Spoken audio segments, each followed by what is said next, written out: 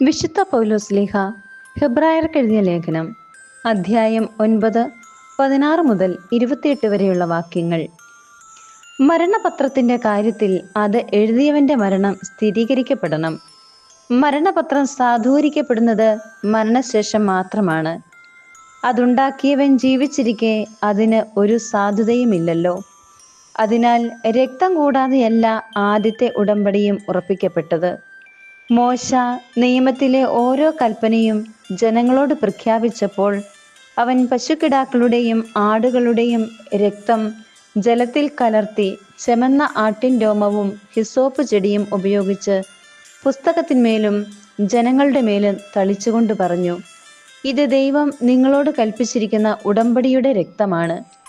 അപ്രകാരം തന്നെ കൂടാരത്തിന്മേലും ശുശ്രൂഷയ്ക്കുള്ള സകല പാത്രങ്ങളിന്മേലും ആ രക്തം അവൻ തളിച്ചു.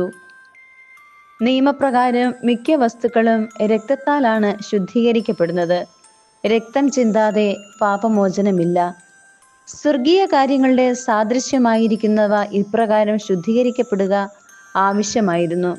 സ്വർഗീയ കാര്യങ്ങളാകട്ടെ കൂടുതൽ ശ്രേഷ്ഠമായ ബലികളാലും മനുഷ്യനിർമ്മിതവും സാക്ഷാൽ ഉള്ളവയുടെ പ്രതിരൂപവുമായ വിശുദ്ധ സ്ഥലത്തേക്കല്ല, നമുക്ക് വേണ്ടി ദൈവസന്നിധിയിൽ നിൽക്കാൻ സ്വർഗത്തിലേക്ക് തന്നെയാണ് യേശു പ്രവേശിച്ചത്. അത് പ്രധാന പുരോഹിതൻ തൻ്റേതല്ലാത്ത രക്തത്തോടുകൂടെ വിശുദ്ധ സ്ഥലത്തേക്ക് ആണ്ടുതോറും പ്രവേശിക്കുന്നത് പോലെ പല പ്രാവശ്യം തന്നെ സമർപ്പിക്കാനായിരുന്നില്ല. ആയിരുന്നെങ്കിൽ ലോകാരംഭം മുതൽ പല പ്രാവശ്യം അവൻ പീഡ സഹിക്കേണ്ടി വരുമായിരുന്നു. കാലത്തിന്റെ പൂർണ്ണതയിൽ തന്നെ ബലിയർപ്പിച്ചുകൊണ്ട് പാപത്തെ നശിപ്പിക്കാൻ ഇപ്പോൾ ഇതാ അവൻ ഒരിക്കൽ മാത്രം പ്രത്യക്ഷപ്പെട്ടിരിക്കുന്നു. മനുഷ്യൻ ഒരു പ്രാവശ്യം മരിക്കണം, അതിനുശേഷം വിധി എന്ന് നിശ്ചയിക്കപ്പെട്ടിരിക്കുന്നു. അതുപോലെ തന്നെ ക്രിസ്തുവും വളരെ പേരുടെ പാപങ്ങൾ ഉന്മൂലനം ചെയ്യുന്നതിന് വേണ്ടി ഒരു പ്രാവശ്യം അർപ്പിക്കപ്പെട്ടു. അവൻ വീണ്ടും വരും, പരിഹാരാർത്ഥമല്ല, തന്നെ ആകാംക്ഷപൂർവം കാത്തിരിക്കുന്നവരുടെ രക്ഷയ്ക്കു വേണ്ടി. നമ്മുടെ കർത്താവായ മിശിഹായ്ക്ക് സ്തുതി.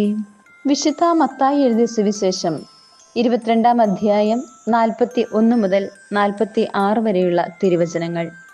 ഫരീസായർ ഒരുമിച്ച് കൂടിയപ്പോൾ യേശു അവരോട് ചോദിച്ചു, നിങ്ങൾ ക്രിസ്തുവിനെ പറ്റി എന്ത് വിചാരിക്കുന്നു? അവൻ ആരുടെ പുത്രനാണ്? ദാവീദിന്റെ എന്ന് അവർ പറഞ്ഞു. അവൻ ചോദിച്ചു, അങ്ങനെയെങ്കിൽ ദാവീദ് ആത്മാവിനാൽ പ്രചോദിതനായി അവനെ കർത്താവ് എന്ന് വിളിക്കുന്നത് എങ്ങനെ?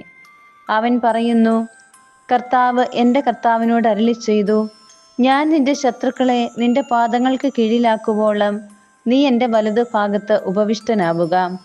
ദാവീദ് അവനെ കർത്താവേ എന്ന് വിളിക്കുന്നുവെങ്കിൽ അവൻ അവൻ്റെ പുത്രനാകുന്നത് എങ്ങനെ? അവനോട് ഉത്തരമായി ഒരു വാക്കുപോലും പറയാൻ ആർക്കും കഴിഞ്ഞില്ല. അന്നു മുതൽ അവനോട് എന്തെങ്കിലും ചോദിക്കാൻ ആരും ധൈര്യപ്പെട്ടതുമില്ല. നമ്മുടെ കർത്താവായ മിശിഹായ്ക്ക് സ്തുതി.